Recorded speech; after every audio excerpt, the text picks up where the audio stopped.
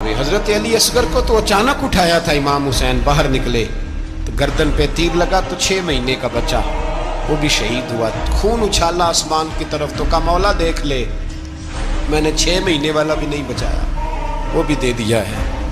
پھر حضرت عباس کو بیٹیوں نے کہا کہ اب نہ، کچھ کہتے ہیں پہلے شہید ہوئے، کچھ نے لکھا بعد میں، اب ہم سے پانی کے بغیر نہیں رہا جاتا، تو جناب عباس پانی کا مشکیزہ لے کے نکلے باہر، ایک ہاتھ کٹا، دوسرے پہ مشکیزہ وہ بھی کٹا، پھر پانی تو بھر لیا تھا لا نہ سکے، پھر گردن کٹی تو شہید ہوئے۔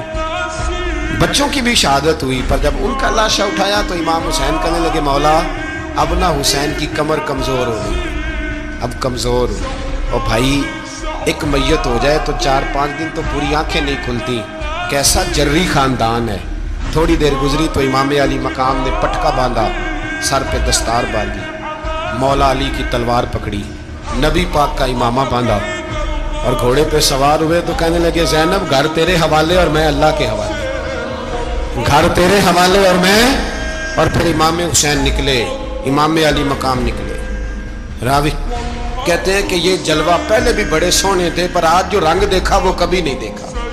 کیا انداز تھا، جدھر جاتے نعرہ لگاتے تو حد ہو جاتی۔ اتنے لوگ امام حسین نے کاٹے، اتنے کاٹے، پھر واپس پلٹ کے آئے اور کہنے لگے زینب ذرا پردے کے پیچھے سے دیکھ تو صحیح میری بہن، ان بزدلوں کو جرت ہی نہیں ہو رہی حسین کے مقابلے میں آنے، ایک دوسرے کو دھکا دیتے، تو جا تو جا، پھر اکٹھے وار ہوئے۔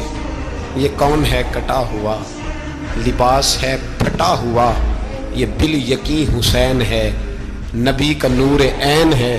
پھر چاروں جانب سے تیر برسے تو امام علی مقام چونکہ نماز کا وقت ہو گیا تھا، اترے گھوڑے سے، خون بہ رہا تھا، گرم ترین ریت سے تیمم کیا، سر سجدے میں رکھا، اور جب شمر آپ کی گردن کاٹنے لگا تو کہنے لگے ٹھہر جا ذرا رب سے ایک بات کر لینے دے، اور پھر بولے امام حسین، کہنے لگے مالک تو اب بتا کہ حسین سے راضی ہے کہ ناراض ہے، تو بتا۔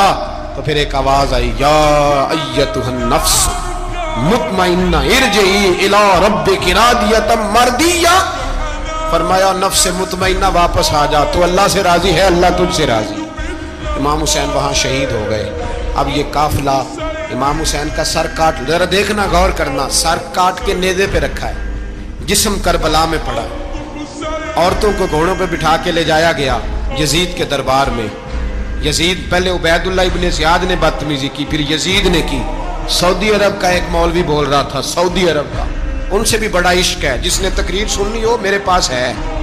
ہمیں لوگ مشورے دیتے ہیں کہ جو یزید کو اچھا کہے اور حسین کو باغی کہے اس کو ہم امام مان لیں، اس بے شرم بے حیا کو جو نبی پاک کے گھرانے کے بارے میں بکے اسے امام۔ سعودی عرب میں مسجد نبی میں درس دینے والا جس نے تقریر سننی ہو میرے پاس ہے، وہ کہتا ہے یزید تو بڑا اچھا آدمی تھا، اس نے تو بڑی خدمت کی، تو میں نے اسے کہا رشتہ داری کر لیا یزید کے ساتھ، قریب ہو جا۔